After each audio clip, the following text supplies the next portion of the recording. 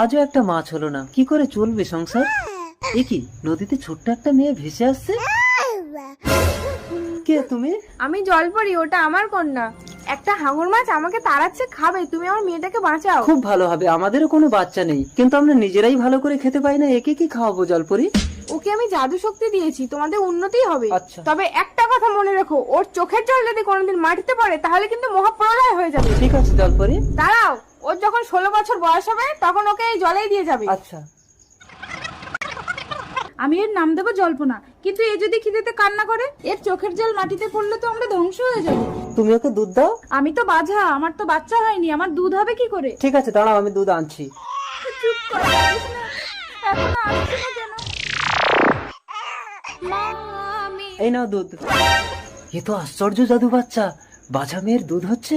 বাচ্চাটাকে যদি চুরি করতে পারি তাহলে আমি মালামাল হয়ে যাব।